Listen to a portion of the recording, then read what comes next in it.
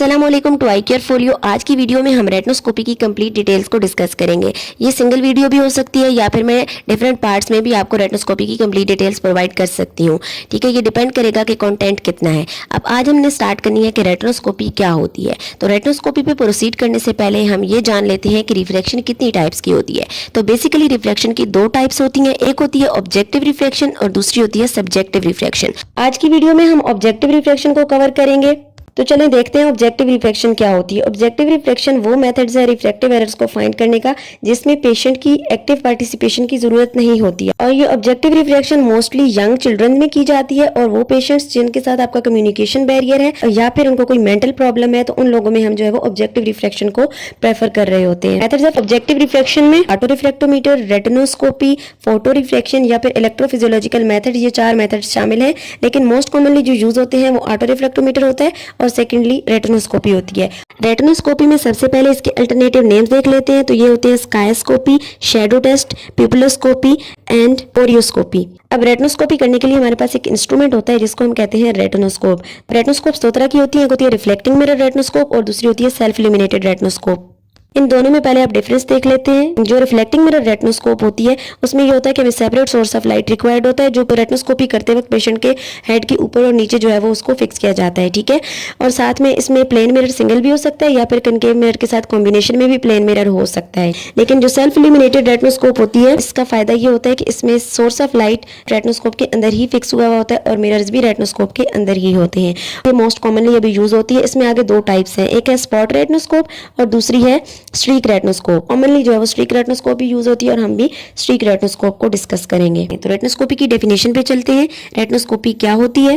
जैसे मैंने ऊपर बताया कि ये ऑब्जेक्टिव मेथड में आती है, तो ये रिफ्रैक्टिव एरर्स को फाइंड करने का वो ऑब्जेक्टिव मेथड है जिसमें न्यूट्रलाइजेशन की टेक्निक यूज होती है। अब ये जो न्यूट्रलाइजेशन की टेक्निक है ये आगे आपको बहुत अच्छे से समझ आ जाएगी।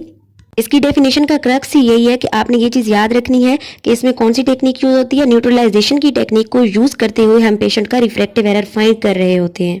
नेक्स्ट है रेटिनोस्कोपी का प्रिंसिपल, जिसको हम फुकाल्ट प्रिंसिपल भी कहते हैं। इसमें होता यह है कि जब लाइट रेटिनोस्कोप के रिफ्लेक्टिंग मिरर से रिफ्लेक्ट होकर पेशेंट की आई में जाती है तो पेशेंट की प्यूपिल में एक ग्लो दिखाई देता है।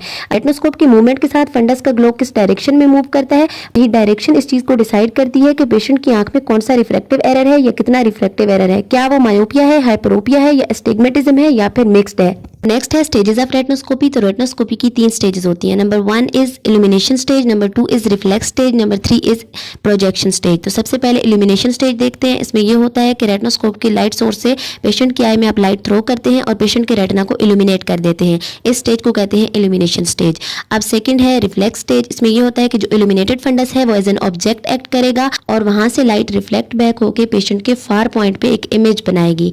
इस स्टेज को हम कहते हैं reflex stage. Number 3 is projection stage. इसमें यह होता है कि पेशेंट के फार पॉइंट पे जो इमेज बना है, अब वो इमेज एग्जामिनर को पेशेंट के प्यूपिल में रिफ्लेक्स की फॉर्म में दिखाई देगा जब एग्जामिनर रेटिनोस्कोप के पीप होल से पेशेंट की आई में देखेगा। तो इस स्टेज को कहते हैं प्रोजेक्शन स्टेज। स्टेजेस के बाद हम रेटिनोस्कोप के पार्ट्स और इसकी कुछ सेटिंग्स को देख लेते हैं। तो रेटिनोस्कोप के बेसिकली 3 पार्ट्स होते हैं। ये जो ऊपर वाला पार्ट है ये हेड है, ये सेंटर वाला नेक है, ये जो एंड वाला है बैटरी वाला जो पोर्शन है ये टेल इसको कहते हैं। अब जो हेड वाला पोर्शन है इसमें ये देखें ये ब्रो रेस्ट है, ये दरमियान में सेंटर में जो होल नज़र आ रहा है इसको हम पीप होल कहते हैं। इसके थ्रू एग्जामिनर ने रिफ्लेक्स देखना होता है।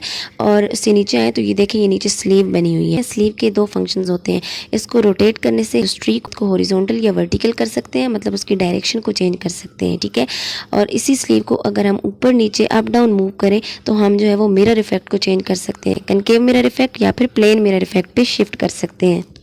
और अगर रेटिनोस्कोप की साइड को शिफ्ट करें तो इसके हेड पोर्शन में ही दूसरी साइड पे रिफ्लेक्टिंग मिरर लगा होता है जहां से लाइट रिफ्लेक्ट हो रही होती है। और ये नीचे देखें नेक से नीचे ऑन ऑफ बटन है, यहाँ से आपने रेटिनोस्कोप को ऑन करना होता है। नेक्स्ट रेटिनोस्कोपी स्टार्ट करने से पहले हम रेटिनोस्कोप की कुछ सेटिंग्स देख लेते हैं।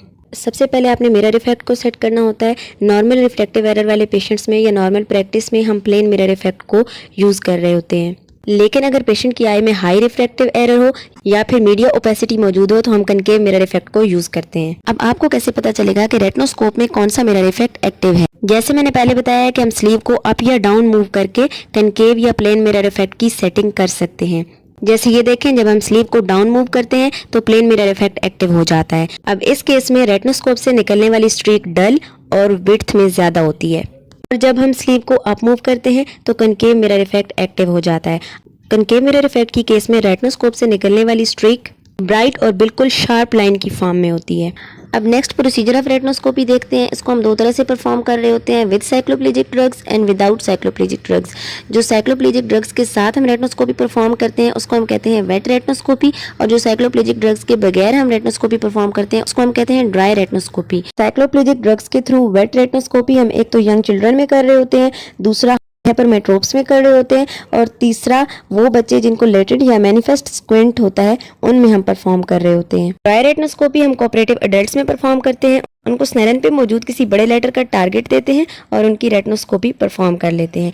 अब टारगेट दिखाने का मकसद ये होता है ताकि पेशेंट जब डिस्टेंस पे देखे तो उसकी अकोमोडेशन रिलैक्स हो जाए। लेकिन कुछ एडल्ट्स ऐसे होते हैं जिनकी अकोमोडेशन डिस्टेंस टारगेट पे देखने से भी रिलैक्स नहीं होती, तो उस केस में हम उनको भी साइक्लोप्लेजिक ड्रग्स डलवा देते हैं और साइक्लोप्लेजिक रेटिनोस्कोपी करते हैं। अब हम नेक्स्ट थोड़ी सी डिटेल्स साइक्लोप्लेजिक ड्रग्स की देख लेते हैं। ये वो ड्रग्स होते हैं जो एक तो प्यूपिल को डायलेट कर देते हैं, दूसरा आंख में मौजूद एक्टिव अकोमोडेशन को पैरालाइज कर देते हैं। ड्रग्स के नेम्स कुछ इस तरह से हैं, एट्रोपिन, होमेट्रोपिन एंड साइक्लोपेंटोलेट। वैसे तो इन सब की अलग अलग स्पेसिफिकेशंस हैं, लेकिन आपने यहाँ पे टॉनिक अलायंस को सिर्फ याद रखना है। टॉनिक अलायंस जो एट्रोपिन का होता है वो +1 होता है, होमेट्रोपिन का +0.5 होता है और साइक्लोपेंटोलेट का +0.5 या +0.75 होता है। इन दोनों में से कोई एक भी चूज कर सकते हैं। और टॉनिक अलायंस आपने इसलिए याद रखना है क्योंकि आगे जो है वो रेटिनोस्कोपी की कैलकुलेशंस में इसको यूज करना होगा। नेक्स्ट है रेटिनोस्कोपी की प्रीरिक्विसाइट्स। तो प्रीरिक्विसाइट में सबसे पहले आपके पास 6 मीटर का एक डार्क रूम होना चाहिए। दूसरे नंबर पे रेटिनोस्कोप होनी चाहिए जिससे आपने रेटिनोस्कोपी परफॉर्म करनी है। तीसरे नंबर पे आपके पास ट्रायल बॉक्स होना चाहिए जिसमें प्लस के स्फेरिकल और सिलेंड्रिकल लेंसेज, माइनस के स्फेरिकल और cylindrical lenses, prisms, accessories, trial frame वगैरह होना चाहिए। उसके अलावा आपके पास डिस्टेंस विजन चार्ट यानी स्नेलन चार्ट और नियर विजन चार्ट होना चाहिए। ये थी आज की वीडियो जिसमें मैंने रेटिनोस्कोपी की बेसिक डिटेल्स के बारे में आपको बताया है जो रेटिनोस्कोपी परफॉर्म करने के लिए आपको पता होनी चाहिए। नेक्स्ट जो रेटिनोस्कोपी का कंप्लीट प्रोसीजर है वो हम नेक्स्ट वीडियो में डिस्कस करेंगे। उसके अलावा उसकी कैलकुलेशन भी हम नेक्स्ट पार्ट्स में डिस्कस करेंगे। आज की वीडियो से रिलेटेड आपका जो भी क्वेश्चन है आप मुझसे कमेंट्स में पूछ सकते हैं, और नेक्स्ट जिन टॉपिक्स के बारे में आप चाहते हैं कि मैं मजीद वीडियोज़ बनाऊँ आप वो टॉपिक्स भी कमेंट्स में मैंशन कर सकते हैं। अगर आपने एंड तक वीडियो देख लिया तो वीडियो को लाइक और शेयर कर दें, चैनल को सब्सक्राइब कर दें और बेल आइकन के बटन को प्रेस कर दें ताकि न्यू आने वाले टॉपिक्स के बारे में आपको अपडेट्स मिल सकें। Thank you for watching. अल्लाह हाफिज़।